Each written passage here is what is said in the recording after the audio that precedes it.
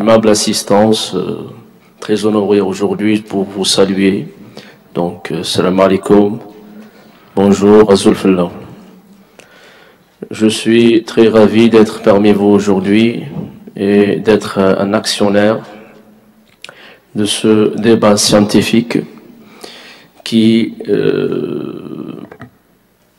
pour moi et pour vous, constitue une grande opportunité pour comprendre, pour mieux agir. Je remercie mon ami le professeur Nadir de m'avoir invité et j'espère ensemble qu'on va, à la fin de ce débat, avoir une réaction, une réaction à des situations probables dangereuses pour la nation.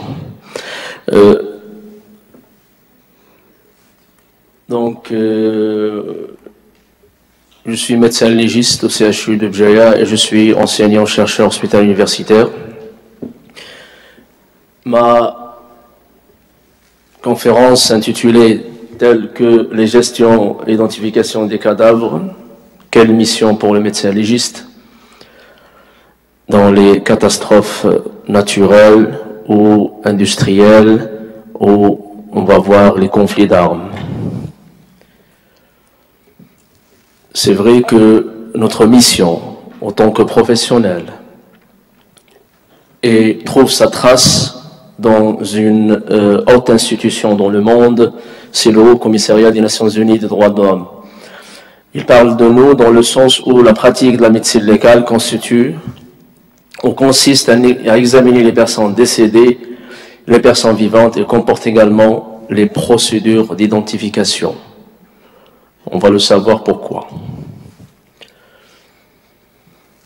Avant, j'ai tenu à faire un constat dans le monde, dans le temps, pour un petit peu voir la question en face. Le tsunami en 2004, 200 000 jusqu'à 400 000 décédés. Le séisme d'Osman en Algérie, 3 000 morts, plus. Haïti, un chiffre énorme, 1 million de morts. Les éruptions volcaniques,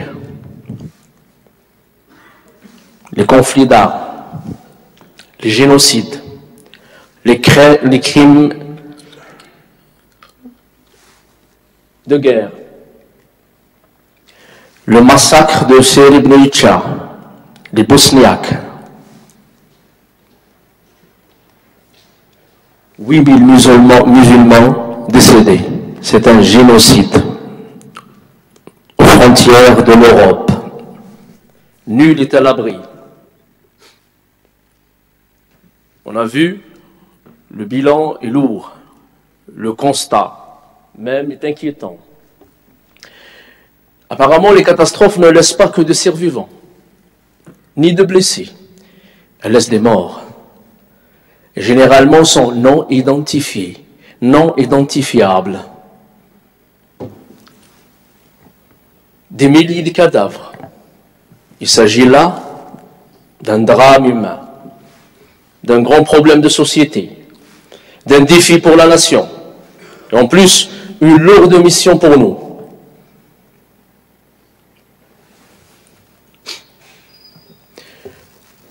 Nous intervenons aujourd'hui dans un cadre qui est déjà réglementé par notre institution sur le plan Orsec,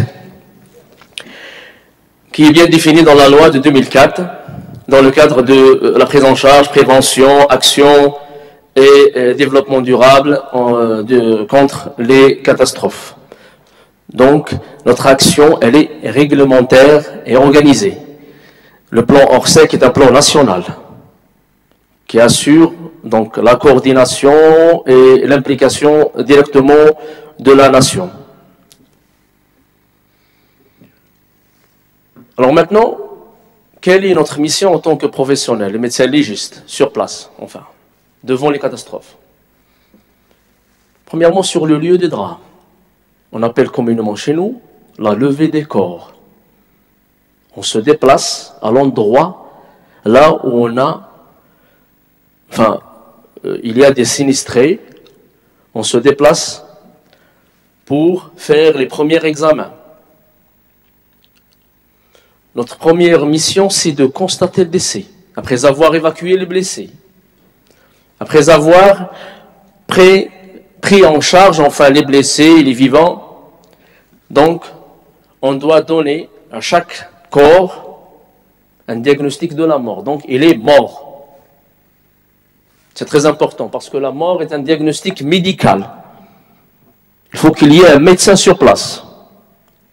Comme ça, on peut faire le tri.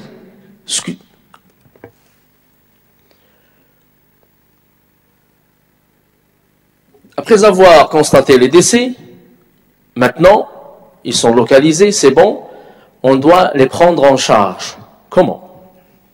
Là, une petite stratégie. Après avoir localisé chaque cadavre, il faut cadrage et sécurisation des lieux. Il n'y a aucune personne n'a le droit d'entrer. C'est le rôle d'ailleurs des services de sécurité qui nous accompagnent à chaque moment. Très important. Préparer les ramassages du corps dans des housses individuelles, étiquetées, selon un code. Et le ramassage, c'est une technique. Donc, on a le corps, le reste du corps, et tout ce qui est biologique, devant le corps, pouvant appartenir au corps. Plus les affaires personnelles, qui après, pouvons nous orienter vers, nous faciliter l'identification. Nous sommes accompagnés par les éléments de la police judiciaire pour faire des PV de ramassage. Chaque corps ramassé dans une housse doit faire l'objet d'un PV et des scellés, tchmir, بالختم.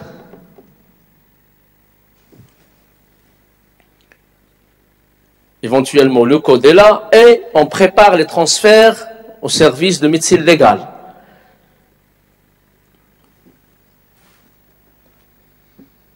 Au niveau des hôpitaux, les services de médecine légale. La deuxième mission, la mise en place d'une cellule de crise. Pourquoi cette cellule? Accueillir les familles des défunts. Vous imaginez une marée humaine des familles qui cherchent leurs proches. L'écoute, nous sommes là pour écouter les gens. L'accompagnement et l'information. Mission. Identification. Nous avons pour mission maintenant d'identifier les cadavres. On va le savoir pourquoi. Les acteurs, la famille de la santé, en l'occurrence les médecins légistes, les administrateurs, les hospitaliers, les infirmiers, les psychologues, les assistantes sociales, l'agent de la police judiciaire et scientifique, les autorités locales. C'est très important d'avoir des représentants d'autorités locales pour un petit peu parler à la population.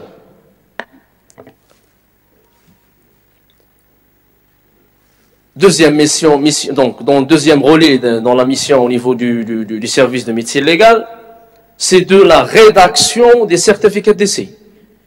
Un procédé indispensable aux procédures judiciaires administratives pour l'inhumation de décès. On ne peut pas inhumer quelqu'un si on n'a pas donné un certificat de décès et par voie de conséquence un permis d'inhumer.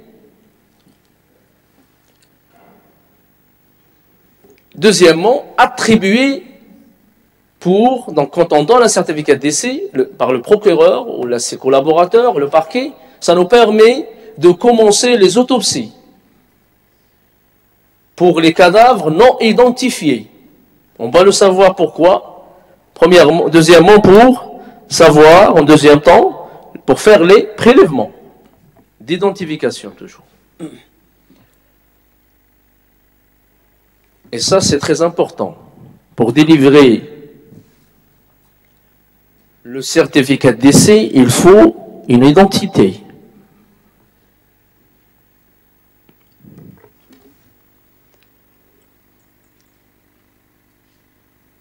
L'identification maintenant en médecine légale.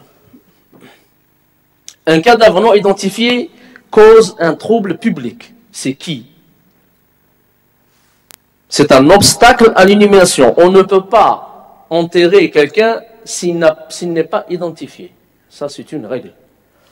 Donc, notre mission, première mission devant ces cadavres qui cheminent au service de médecine légale, c'est les identifier. On va voir comment. Une famille, c'est vrai, qui n'a pas enterré son proche, ne peut pas faire le deuil. Donc, voilà le traumatisme. Deuxième traumatisme, en plus de la catastrophe. Financier. Il y a un certain cortège qui suit le décès d'une personne. Vous savez, l'héritage, le farida, il y a tout ça. Donc, tout est bloqué.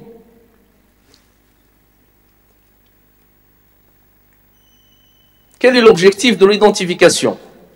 Déterminer l'espèce, la race, établir le sexe et estimer l'âge. Donc pour ça, des informations pour donner c'est qui finalement.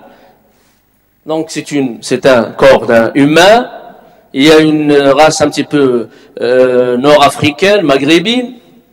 Établir le sexe, c'est une dame, l'âge, on donne une tranche d'âge, et là, avec on va appeler la famille, on peut éventuellement se situer. Donc c'est un premier pas sur une piste d'indice. Voilà qu'est-ce qui se passe un petit peu schématiquement. Donc, l'identification, elle commence par le témoignage et l'information élaborée par les proches, ce qu'on appelle le témoignage visuel, et la famille qui peut se rapprocher du cadavre et il est reconnaissable. Soit on trouve des documents administratifs au niveau donc en fouillant dans les poches, ou on peut trouver quelque chose, donc une carte d'identité nationale avec une photo, un nom, prénom. Donc c'est déjà beaucoup, c'est déjà bien pour nous. Le profil biologique. On peut éventuellement, parfois il est reconnaissable pour déduire le sexe, un petit peu l'âge et toutes sortes de ça, s'il n'est pas putréfié. On peut trouver des caractères ostentatoires, le tatouage, une amputation, une malformation qui est reconnaissable par la famille. Et l'autre procédé, le dernier procédé, c'est à partir des empreintes digitales, génétiques, les caractéristiques médicales et l'odontologie qui veut dire l'analyse des dents. Les méthodes sont comme ça. Ça va de la reconnaissance visuelle, l'empreinte digitale, l'ostéoarthropométrie, donc l'étude des os, pour les cadavres qui sont putréfiés donc jusqu'à l'état squelettique, et l'odontologie médico-légale, l'examen des dents, l'identification génétique, l'ADN. Donc c'est ça. Pour la reconnaissance visuelle, on a dit que dans la cellule de crise, c'est une cellule d'accueil, donc les familles viennent, et elles cheminent, chacune, enfin, devant les corps, et parfois on a cette reconnaissance, donc il vous dit que ça c'est mon fils, oui je le connais, donc très bien. Donc on lui dit monsieur, vous attendez un moment. Nous sommes sur une piste. La pièce d'identité, si elle est trouvée, c'est déjà beaucoup. Alors maintenant, les stigmates particuliers, on a dit quelqu'un qui est amputé de son bras, donc il a quelque chose de son vivant. Il était vraiment reconnaissable par je ne sais pas, par une amputation, par une cicatrice indélébile au niveau du visage. Les vêtements et les objets personnels. C'est vrai que les objets personnels, on a dit au début que dans les ramassages des corps au niveau sur le lieu, on ramasse même des objets trouvés à ras de corps. Parce qu'on peut reconnaître éventuellement par sa montre, par son portable cellulaire. Donc c'est très important. L'empreinte digitale. C'est vrai, la peau, au niveau des régions digitales, chaque être a une spécificité. Et c'est là qu'il y ait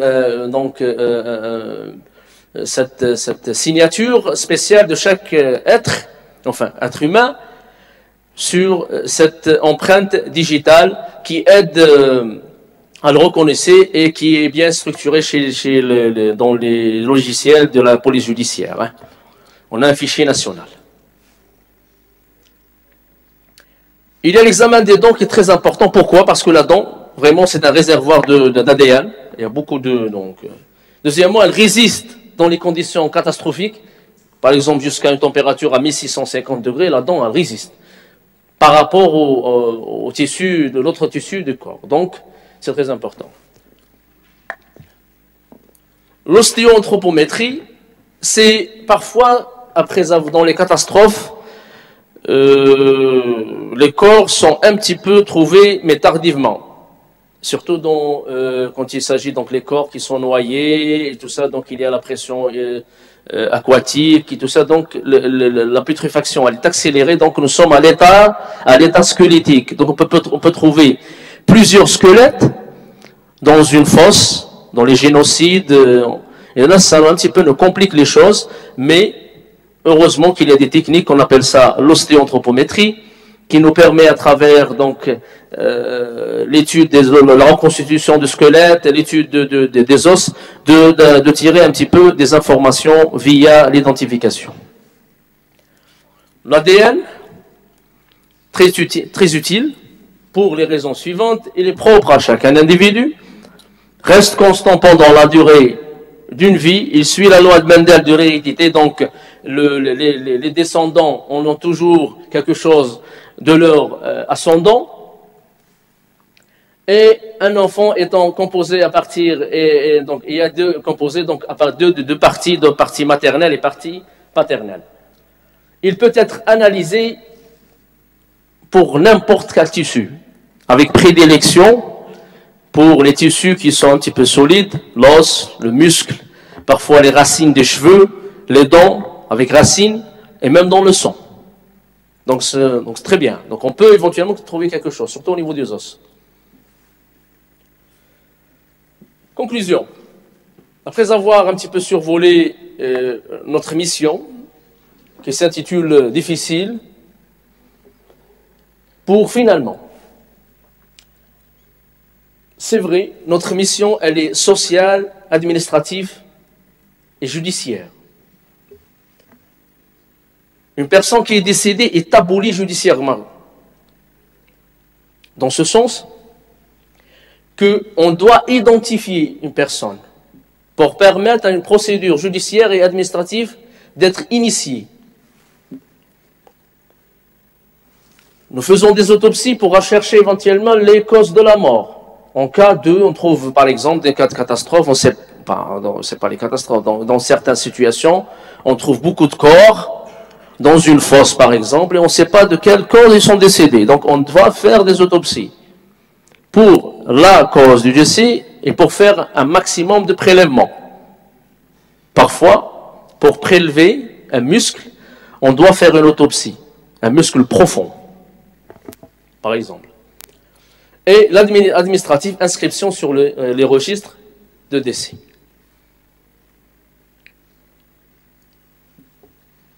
C'est vrai, dans tout ça, notre mission est humaine.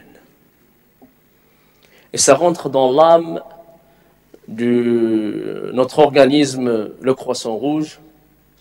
C'est une action humaine.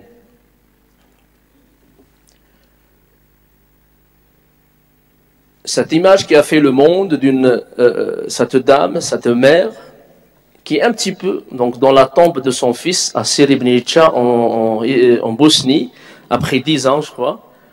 Et on a l'équipe de médecine légale faite de médecins musulmans a pu identifier son fils et a permis à cette dame de faire son deuil finalement après 10 ans. L'image est forte et plus forte que la parole. Je vous remercie.